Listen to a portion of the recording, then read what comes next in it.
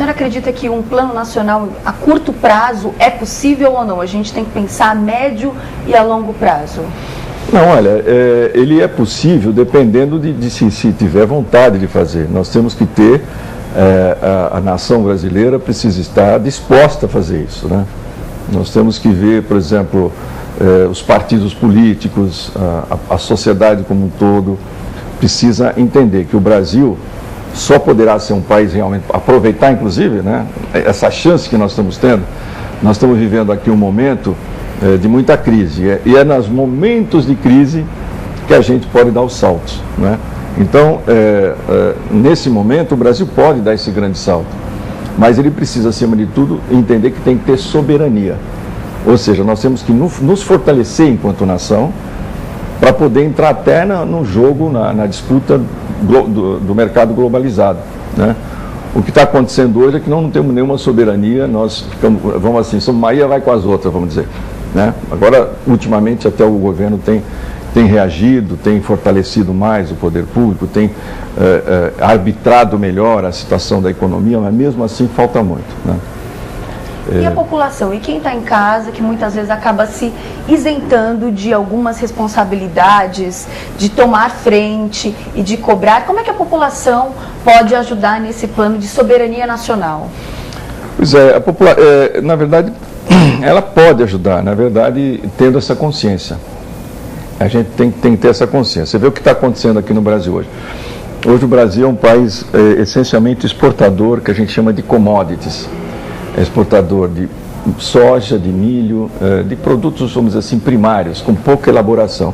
E são um importador de produtos mais sofisticados. Embora a gente tenha uma indústria, um parque industrial bastante, vamos dizer assim, expressivo, né? Mas ele é um parque industrial que é um repetidor de fórmulas, ele copia as coisas, né?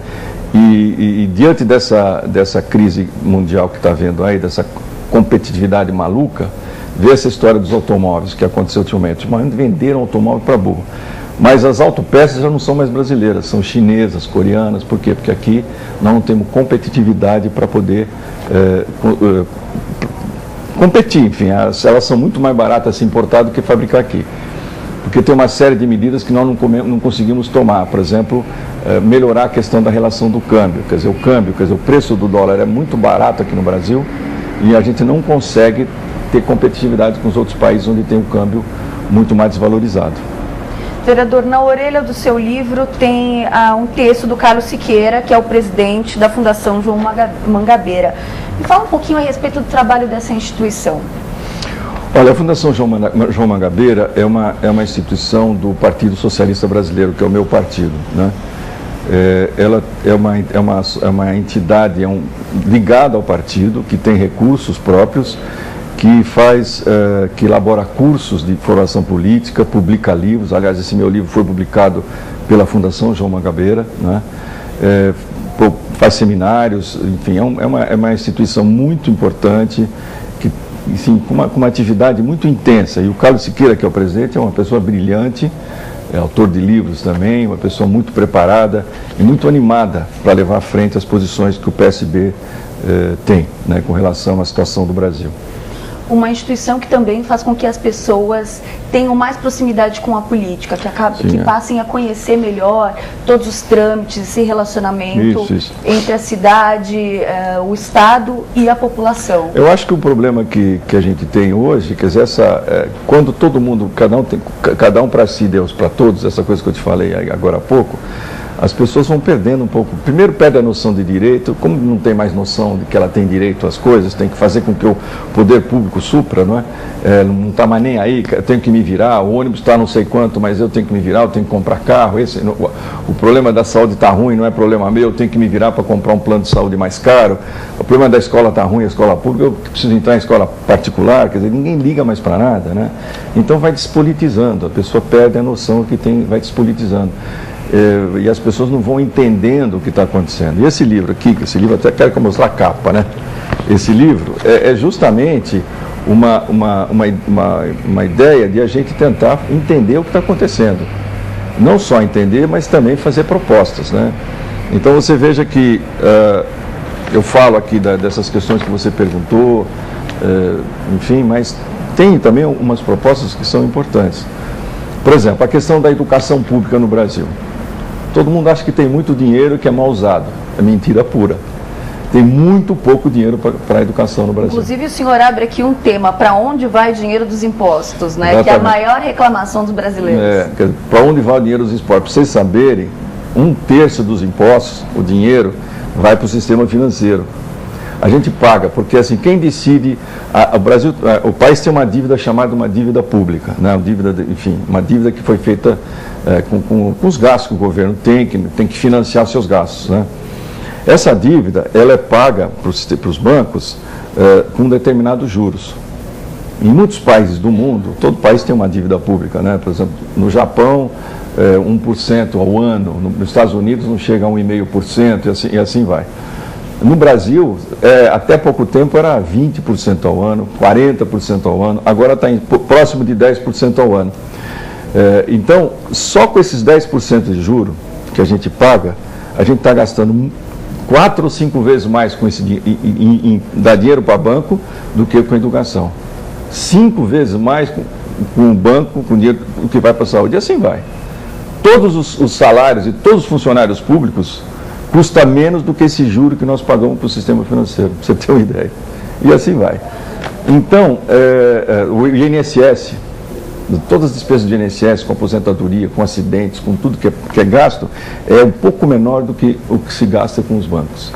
Agora, por que a gente paga um juro de 10%, agora que está menor, né? Está até um pouco menos de 10%, mas é um juro absurdo? Porque quem decide isso é o Banco Central, não é o governo que decide. E o Banco Central decide e nem pergunta para o Congresso, nem pergunta para o povo se acha que tudo bem. E a gente, quem que paga? Os nossos impostos. Então, essa festa financeira, especulação financeira, é com dinheiro público, né? Então, isso que é uma coisa terrível. Então, essas coisas as pessoas não sabem, né? Então, é isso que essa é uma das questões sérias. Então, a gente fala, não tem dinheiro por causa da corrupção. É claro, tem muita corrupção mesmo, mas o grande, vamos dizer assim, essa é uma corrupção dentro da lei. Quer dizer, o fulano decide, olha, vocês vão dar 160 bilhões para nós esse ano. Como falar isso? 1/3 de tudo que a gente paga. Então, são essas coisas absurdas, né? Vereador, aqui no livro Brasil Soberano, o senhor apresenta um plano nacional pós-neoliberalismo. O senhor acredita que socialmente estamos caminhando para a prosperidade? Eu acho, por exemplo, que se o Brasil acertar a mão, né? Se o Brasil, por exemplo, fizer 3 coisas. Primeiro,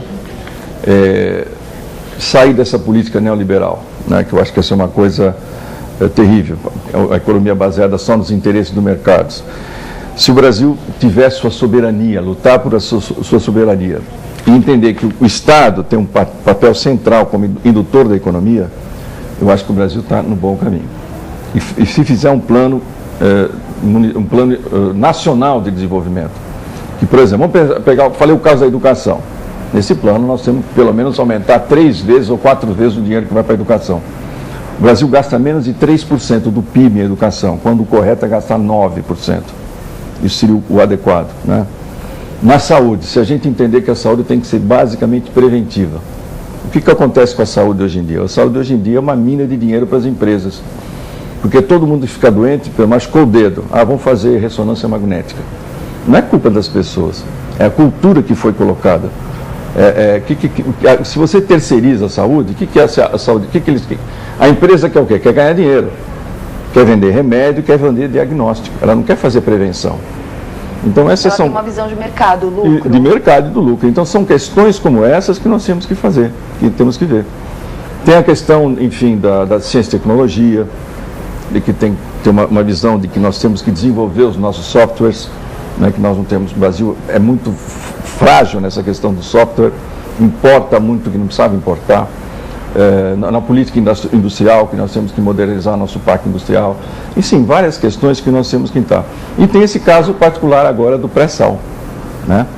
Pré-sal pode ser uma grande coisa para o Brasil, como pode ser um desastre, né? Quer dizer, nós temos que mudar a lei, né, na questão da exploração do petróleo, de sair do sistema da concessão e ir para o sistema de partilha, que eu acho que essa é a questão central, né?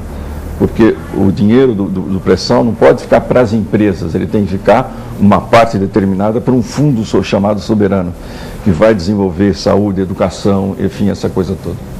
Vereador, infelizmente nosso programa está chegando ao fim, mas eu gostaria que você deixasse, o senhor deixasse uma indicação de leitura a todos que nos assistem. Bom, além do Brasil Soberano, que você pode conseguir aqui, só me ligar que eu consigo, é gratuito, eu posso dar gratuitamente esse livro, 33964403. Tem um livro que eu li agora nas férias de janeiro, chamado D. Pedro II, que é de José Murilo de Carvalho, um livro maravilhoso, conta a história de D. Pedro, mas uma história assim humana, não é? Então isso é muito bonito e é da Companhia das Letras. Eu acho que esse livro vale a pena ler. E mais uma vez, juntando com o Brasil Soberano, é um resgate da história para entender o desdobramento atual. Exatamente. Isso que a gente precisa entender o que aconteceu para entender o que está acontecendo agora. Mais uma vez, muito obrigada pela entrevista. Agora você acompanha as dicas do programa Capítulo à Parte. Confira. Um homem se apaixona pela trança de uma menina de família. O romance dura algumas cartas, mas ao conhecer seu admirador, a moça rejeita-o e casa com outro. O amor, porém, persiste e dura a vida inteira. Nesta fábula de realismo fantástico, Gabriel Garcia Marques mostra que a paixão não tem idade. Com um pedaço privilegiado para o modernismo, este livro reúne os estudos mais significativos no campo da comunicação visual e das artes plásticas. Este livro tem o fim de mostrar, sobre diversos ângulos em que ela se compõe, o arquiteto, o artista, escritor, criador, cidadão, o amigo, a personalidade de Oscar Niemeyer. Suas andanças, seus amigos, sua família, enfim, as coisas que lhe interessam. Vereador, muito obrigada pela entrevista, sucesso ao livro. Bom, eu queria agradecer também, foi uma oportunidade boa de divulgar o nosso trabalho e também eu queria deixar meu site, www.eliseugabriel.com.br, né? Então acho que também tem meu e-mail, que é vereador@eliseugabriel.com.br. Se vocês quiserem entrar em contato, vai ser um maior prazer, eu posso fornecer o livro para vocês. Se vocês quiserem deixar o endereço, eu mando pelo correio. E o meu telefone aqui da Câmara é 3396-4403. Obrigada mais uma vez e obrigada a você pela companhia. Tchau e até o próximo Capítulo à Parte.